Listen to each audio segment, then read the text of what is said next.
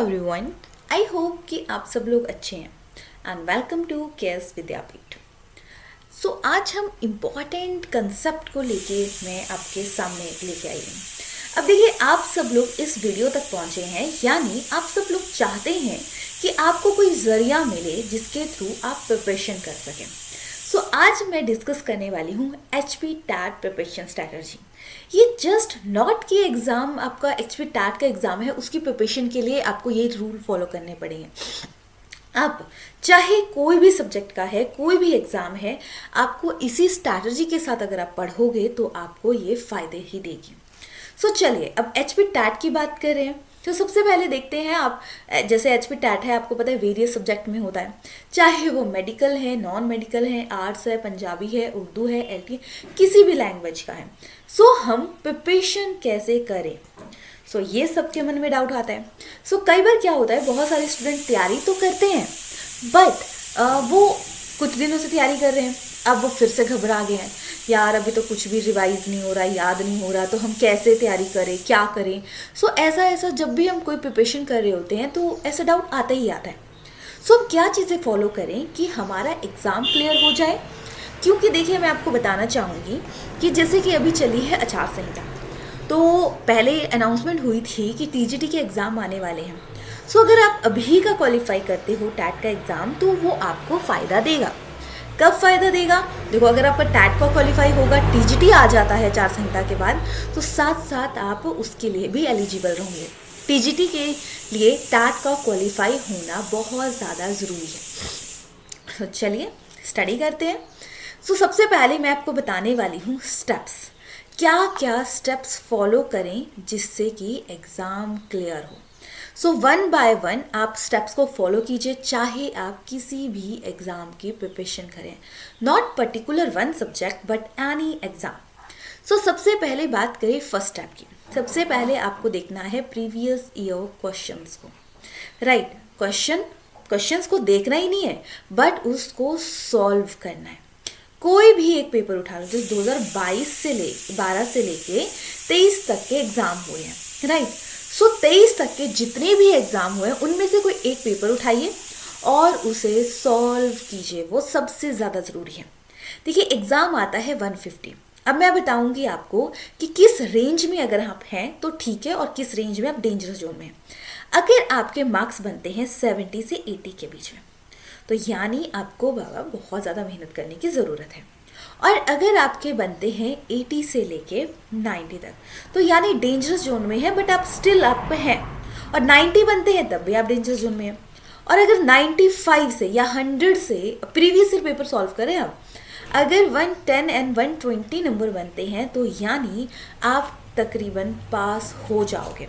क्योंकि अभी आप प्रीवियस ईयर क्वेश्चंस कर रहे हैं, तो उसमें तो थोड़ा बहुत pattern day by day change भी होता है, सिलेबस भी चेंज होती हैं चीज़ें, तो इतना स्कोर आता है, तो यानी आपकी प्रिपरेशन अच्छी चली है। और सोच लीजिए कि आप किस रेंज के अंदर आते हैं, राइट। और पूरे 90 बन रहे हैं तो आप बहुत मतलब 85 से 90 के बीच में रेंज चेंज हो जाती है, depend on the question paper, right. अब ये कर लिया आपने। अब सेकेंड स्टेप क्या उठाना है? अब सेकेंड स्टेप में आपको देखो, ये चीज़ें फॉलो कीजिए, चाहे आप अभी प्रिपरेशन कैसे भी कर रहे हो, आपको ये चीज़ फॉलो करनी है। सेकेंड स्टेप आपको उठाना है, आपको देखना है कि आपको सब्जेक्ट कौन कौन से आते हैं। देखो, क्योंकि हम कॉमन टॉपिक्स की बात कर रहे हैं, कॉमन एग्जाम की बात कर रहे हैं, तो सब्जेक्ट कौन कौन से आते हैं और वो कितने मार्क्स के आते हैं देख लिया। क्या देखे? सब्जेक्ट देख लिए और उसके मार्क्स को हमने चेक कर लिया। नेक्स्ट चीज़ क्या करनी है? आपको चेक करना है सिलेबस, राइट। चाहे आप किसी भी सब्जेक्ट के हो, आपको सबसे पहले सिलेबस चेक करना है। अब आपने एक दो question previous year question paper solve भी किए। अब आपके मन में ये भी डाउट होगा, प्रीवियस ईयर क्वेश्चन पेपर कहाँ से सॉल्व करें?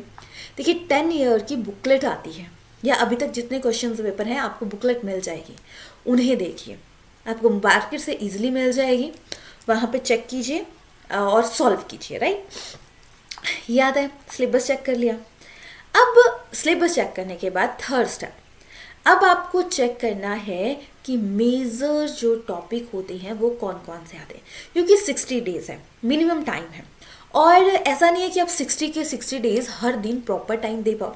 कभी आपका कोई फंक्शन भी हो सकता है, कभी जाना भी हो सकता है, कभी हो सकता है कि आपका किसी वजह से आप नहीं पढ़ पा रहे हो। तो आपके लिए मेन इम्पॉर्टेंट बनता है कि आपको पूरा सिलेबस नहीं करना है। आपको सिलेक्ट करना है अपने 100% सिलेबस में से 70 से 80% सिलेबस जो कि आपको स्टडी करना है। अब आपको डाउट आ रहा होगा कैसे डिसाइड करें। देखिए, आपने प्रीवियस ईयर क्वेश्चन पेपर एक सॉल्व करके देखा, 2-3 चेक कीजिए। आप देखिए मेजर टॉपिक जिनसे हर बार क्वेश्चन आता है, बहुत सारे ऐसे टॉपिक्स होते हैं जिनमें से क्या होता है कि उसी से मतलब अगर वो कर लिया तो और टॉपिक भी कवर हो जाते हैं। ठीक है, तो मेजॉरिटी ऑफ ए टॉपिक को आपको सिलेक्ट करना है। वो आपको पर्टिकुलर आप किसी की गाइडेंस भी ले सकते हैं। आप अगर अपना आपसे भी एनालिसिस कर सकते हैं कि आपको कैसे प्रिपरेशन करनी है। ये चीज़ तो आपको देखनी ही पड़ेगी। क्या करना पड़ेगा? सबसे पहले आपको चेक करना पड़ेगा क्या प्रीवियस ईयर क्वेश्चन पेपर किए, फिर सब्जेक्ट देखा, सब्जेक्ट में मार्क्स देखे कौन से सब्जेक्ट नंबर का आता है, सिलेबस देखा, मेज़र की बात करें, फिर हमने देखा मेजॉरिटी ऑफ ए सिलेबस कहाँ से आता है। हर चीज़ नहीं करनी है, याद रखिएगा हमारे पास मिनिमम टाइम है।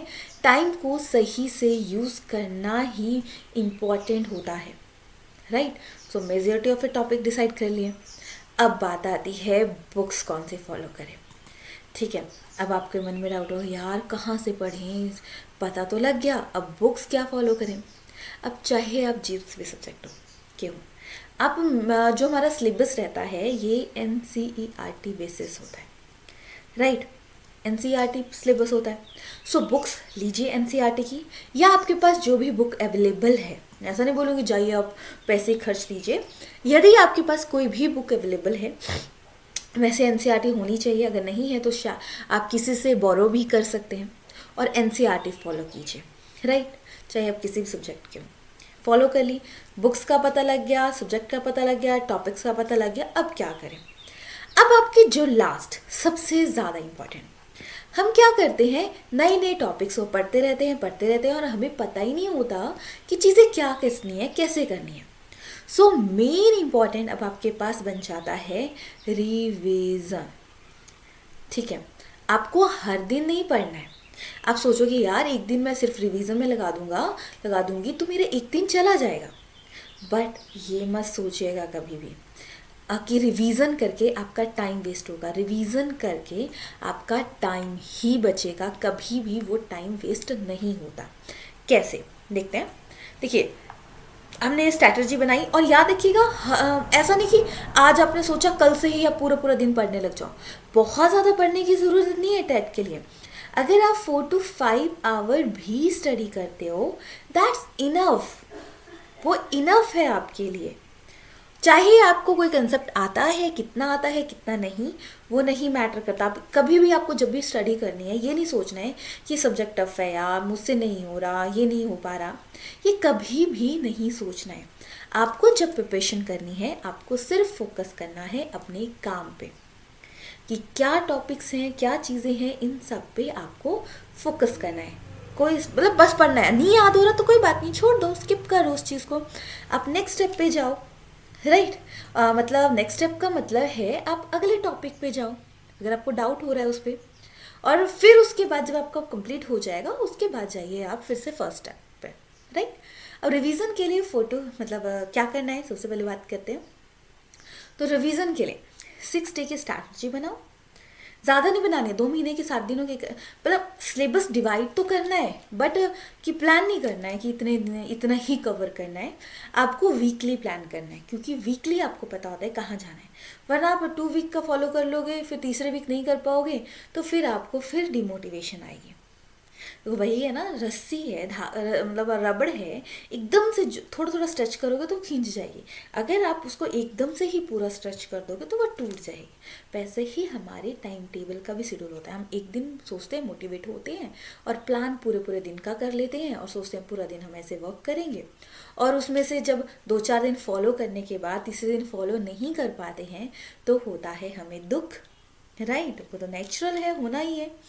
तो इसीलिए अपनी स्ट्रैटेजी को अपनाओ। ऐसा नहीं कि एक दिन बोला किसी ने और अपने अपने तरीके से पढ़िए। 60 पढ़ना है। वैसे तो जो आज किया वो कल रिवाइज करना है क्लास से पहले, ठीक है, पढ़ने से पहले। तो और 7th डे आपको क्या करना है, वो रिवाइज करना है। ऐसे करते करते आपको 15 डे हो जाएंगे, तो 15 डे बाद रिवाइज करना है, फिर 30 डे रिवाइज करना है, राइट।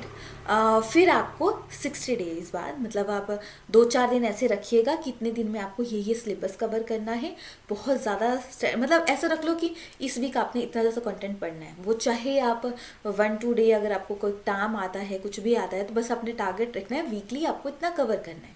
चाहे वो एक दिन एक्स्ट्रा लगा लो, एक दिन कम लगा लो, राइट। और फिर पेपर से पहले 4-5 दिन पहले आपको कुछ भी नया नहीं पढ़ना है। आपको हर दिन एक सब्जेक्ट के लिए रखना है, चाहे एक दिन में 2 सब्जेक्ट कर लेने हैं। जैसे आपको प्रेफरेबल लगे आपको उस तरीके से पढ़ना है, राइट। तो ये स्ट्रैटेजी अपनाओगे, previous year question, subject, syllabus, majorly, तो आपका मतलब एग्ज़ाम क्लियर होने से कोई भी नहीं रोक सकता, ऐसा बोल सकते हो। यही पैटर्न आप सभी सब्जेक्ट, सभी टाइप के एग्ज़ाम को देख सकते हैं, क्वालिफाई करने के लिए यूज़ कर सकते हैं। अब बात करते हैं कि अगर आपको लगता है कि हम टाइम नहीं दे पा रहे due to job, due to college, due to family issues, क्योंकि रूटीन बहुत ज़्यादा ज़रूरी है। सो आप हमारे कोर्स को भी ज्वाइन कर सकते हैं, जिसमें कि हम आपको live classes, recording lecture, mock test, long notes, short notes, हर चीज़ देते हैं। देखिए, जब आप खुद की स्टडी कर रहे हो, राइट, तो आपको खुद फॉलो करनी है चीज़ें। बाकी अगर आप हमारे साथ ज्वाइन करते हैं तो हम आपको प्रॉपर स्ट्रैटेजी देंगे, आपको प्रॉपर गाइडेंस देंगे और टाइम टू टाइम आपको चेक भी करेंगे, राइट। ये चीज़ें रहेंगी। सो आपको रेगुलर बेसिस पे हर चीज़ करनी है, या तो खुद फॉलो कीजिए या हमारे कोर्स को ज्वाइन कर लीजिए। अब आपको लगता है कि लाइव क्लास नहीं अटेंड पर है तो रिकॉर्डिंग लेक्चर देख लीजिएगा। और अगर आपको लगता है कि नहीं हमें सिर्फ नोट्स चाहिए, तो नोट्स के लिए भी आप हमसे कांटेक्ट कर सकते हैं, आपको नोट्स भी हमारे पास मिल जाएंगे। सो ये तो था पूरा कंटेंट। और अगर आपको ये हमारी स्ट्रैटेजी वीडियोस या और वीडियोस पसंद आती हों तो प्लीज़ लाइक कीजिएगा, शेयर कीजिएगा, सब्सक्राइब कीजिएगा, क्योंकि आपके लाइक शेयर हमें मोटिवेट करते हैं और बेटर काम करने के लिए। और अगर आपको किसी भी कंटेंट के रिगार्डिंग कोई वीडियो चाहिए होगी तो आप कांटेक्ट कर सकते हैं हमसे, या आपको लगता है कि मैम इस पे भी कंटेंट बना दीजिए, तो डेफिनेटली अगर हमसे पॉसिबल हुआ तो हम वीडियो ज़रूर बनाएंगे। सो अगर कांटेक्ट के लिए आप इस नंबर पे हमसे बात कर सकते हैं, आपको सिर्फ गाइडेंस चाहिए तो डेफिनेटली हम आपको गाइडेंस देंगे। आप इस नंबर पे व्हाट्सएप भी कर सकते हो और कॉलिंग भी कर सकते हो। अगर बाई चांस अगर हम कभी रिप्लाई करने में कॉलिंग के लिए लेट हो जाएं तो डोंट वरी, कॉल बैक ज़रूर आएगा और हम आपसे ज़रूर बात करेंगे। सिर्फ गाइडेंस चाहिए वो भी मिलेगी, क्लासेस ज्वाइन करनी चाहिए। ऐसा नहीं बोल रही हूँ कि देखो वीडियो और आ जाओ ज्वाइन करिए, चेक कीजिए, लाइव क्लास अटेंड कीजिए, डेमो लेक्चर चेक कीजिए और फिर हमारे पास ज्वाइन कीजिए, राइट। तो ये थी जो मैंने इंपॉर्टेंट इन्फॉर्मेशन आपको देनी थी। बाकी किसी को भी कोई डाउट होता है तो हमसे कॉन्टेक्ट कर सकते हैं, हम आपके डाउट्स को क्लियर करें। सो मिलते हैं नेक्स्ट वीडियो में, तब तक अपना ख्याल रखिएगा।